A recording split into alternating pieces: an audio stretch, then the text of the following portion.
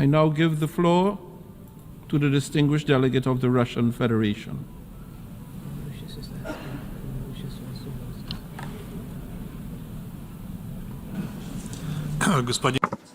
President, 7 months ago, another escalation in the Palestinian-Israeli conflict began. We won't dwell on its horrific consequences that it has had so far. We'll simply say that over this time, as a result of the Israeli military operation, more than 35,000 people have died in Gaza alone. Many of them are women and children. Another 78,000 civilians have been injured. This monstrously tragic statistic has nothing comparable to it in modern history. If Israel goes ahead with its plan to assault Rafah, where more than 1.5 million people have congregated who fled from all corners of Gaza, catastrophe will be destroyed. Practically all civilian infrastructure, including schools and hospitals, has been destroyed. These evaluations of the catastrophic situation in Gaza is something that's shared by the vast majority of the international community, which we can see here for ourselves today.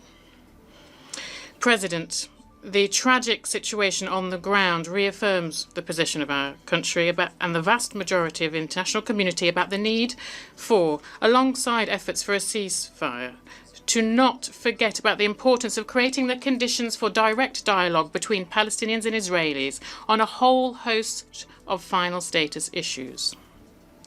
The outcome of this process should be the implementation of the two-state formula approved by the international community. Israel and Palestine living side by side in peace and security within 1967 borders with East Jerusalem as its capital. For this dialogue to succeed, Israel and Palestine need to be on equal footing vis-à-vis Security Council decisions.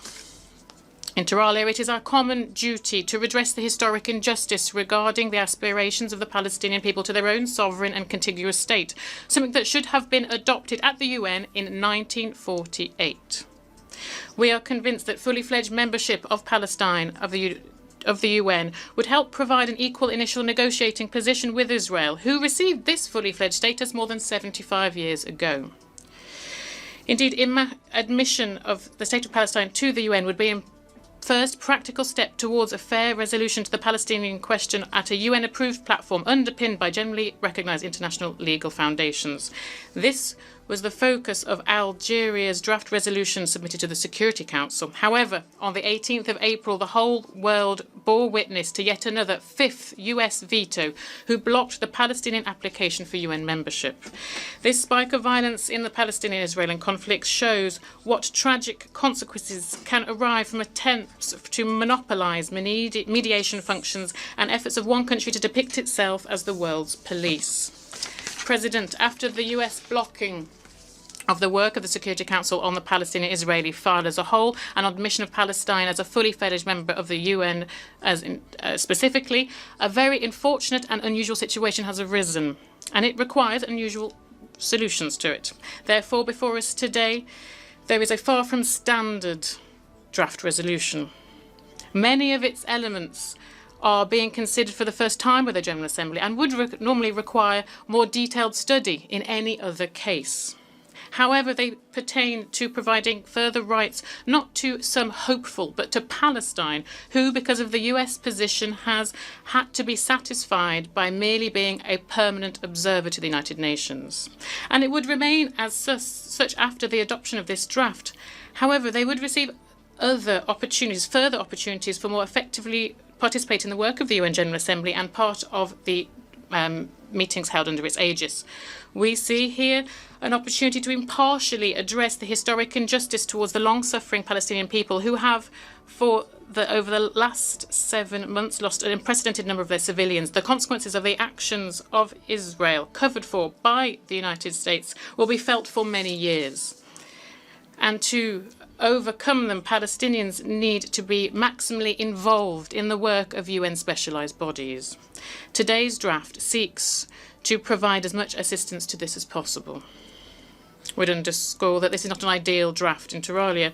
We believe that the draft resolution did not mention the occupying powers in the United States. However, it underscores that this decision is a one-off and does not set, as shown in the text of the draft, a precedent. We intend to vote in support of this document in memory of those Palestinian civilians who, because of the inability of the international community and the UN to stop the bloodshed, did not live long enough to see Palestine's admission as a fully fledged member of our organisation. We call on those who are not indifferent to their fate and the fight for their rights to do the same. However, it's crucial to understand that adoption of this resolution does not replace the main task here, which must be addressed very soon.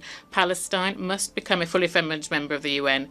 The recommendation to the Security Council in the draft to once again consider the application of Palestine for UN membership is something we deemed to be its most important element. It is a moral duty of everyone. Only fully fledged membership will allow Palestine to stand alongside other members of the organisation and fully enjoy the rights that this status implies.